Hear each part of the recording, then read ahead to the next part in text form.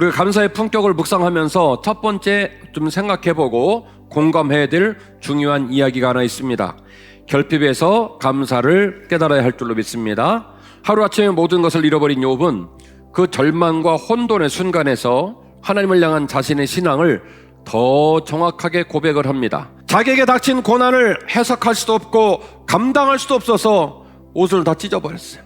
머리를 다 밀었어요. 그리고 하나님 앞에 엎드려져서 예배합니다. 여러분, 그 예배가 아무려면 기쁨이 넘치는 예배, 감사가 넘치는 예배, 즐거운 예배였겠습니까? 펑펑 우는 눈물의 예배였겠지요.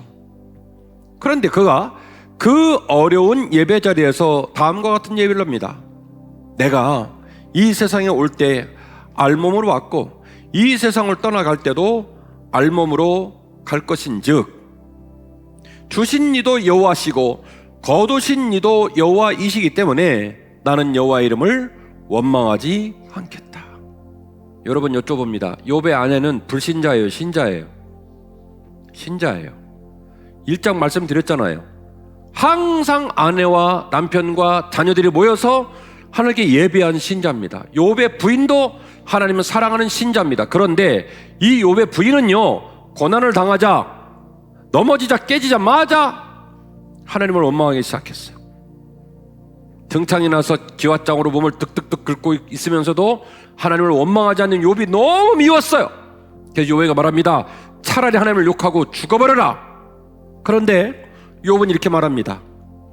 당신은 그렇게 말하는지 모르겠지만 내 인생의 복이 모두 하나님께로부터 온 것이었기 때문에 오늘까지, 오늘 당장의 이 시점에 이르기까지 나를 사랑하시고 내게 은혜를 부어주신 하나님의 은혜를 나는 기억할 것이다. 귤이 10개가 있어요. 여러분께 10개를 드렸다가 제가 10개를 다시 받았어요. 마이너스예요, 제로예요? 제로예요. 욥의 고백이 이거예요. 여보, 당신이나 나나 우리 모두가 이 땅에 올 때 알몸으로 왔어. 뭘로 왔다는 거예요? 제로로 왔다.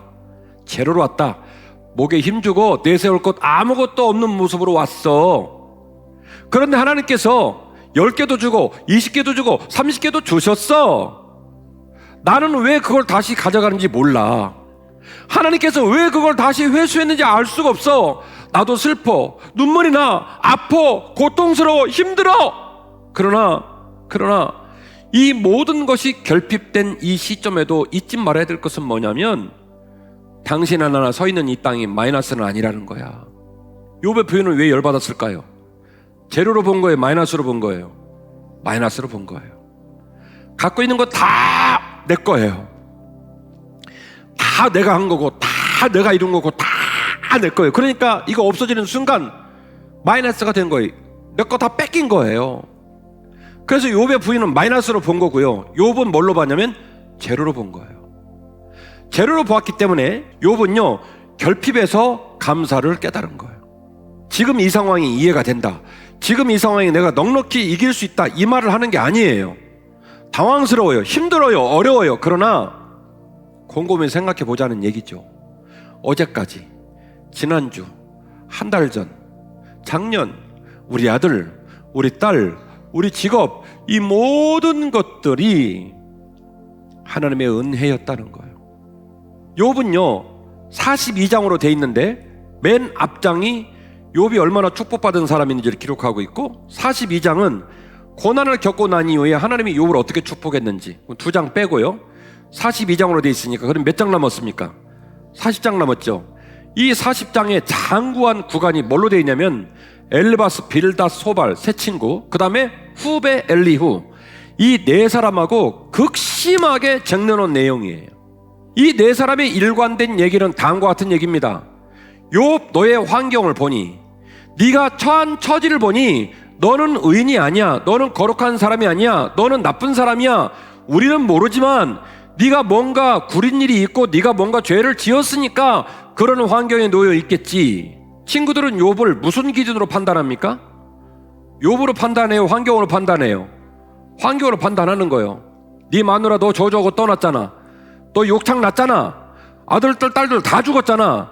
네 돈밭에 불났잖아. 너 가진 거 하나도 없잖아. 개털됐잖아. 하나님께서 말이야 괜히 너한테 그런 상황을 만들었겠니? 너 너에게 주어진 모든 환경을 보니까 너 나쁜 놈이야. 너 의인 아니야. 너 제대로 된 길을 걷지 않았어. 라고 욥을 평가합니다. 뭘로 평가해요? 욥에게 주어진 환경으로 평가를 하는 거예요. 그리고 욥도 욥의 환경만 가지고는 자기의 믿음이나 자기의 삶의 자리를 해석할 길이 없다. 욥은요, 환경에서 자기를 찾지 않고 자기 자신에게서 자기가 누군지를 밝혀요. 니들 말 맞다나 내가 내 환경을 보고 내 처지를 보고 내 비참함을 보고 도무지 나도 해석이 안 돼서 북쪽 가고 남쪽 가고 동쪽 가고 서쪽 가고 하나님 만나려고 난리를 치고 쫓아다녔는데 하나님이 나를 만나줬다 안 만나줬다? 안 만나줬다. 그러니까 환경으로 보면 욥도 어지간히 궁색한 상황이 된 거예요. 할 말이 없어요. 도저히 친구들의 말에 반박을 할 수가 있는 상황이 아니에요. 그런데 이런 말을 해요. 그러나 내가 가는 길을 그가 아시나니 그가 나를 단련하신 후에는 내가 순금같이 되어 나오리라. 할렐루야. 니들은 모르지만 너들은 환경으로 나를 판단하고 내게 주어지는 형편 때문에 내가 나쁜 놈이라고 죄인이라고 평가하고 있지만 내 입장은 달라. 그러나 내가 걸어온 길, 내가 걸어가는 길을 너희들은 다 몰라줘도 나를 사랑하는 하나님은 아시니. 지난달에도 어제에도 오늘도 내가 어떤 모습으로 사는지 너희들은 몰라줘도, 너희들은 다 몰라줘도 내 하나님은 아시니. 혹시 이 고난이 그가 나에게 주신 거라고 한다면, 그래서 어떻게 표현하냐면 그가 나를 단련하신 후에는 내가 순금되어 나올 거야. 너희들은 나를 환경으로 판단하고 처지로 판단하고 여러 가지 역학적 관계 속에서 내가 누군지를 말하는지 모르겠지만 나의 신앙은 그런 게 아니란다. 내가 좋았을 때도 나의 하나님이고 내가 어려웠을 때도 하나님은 여전히 나의 하나님이시란다.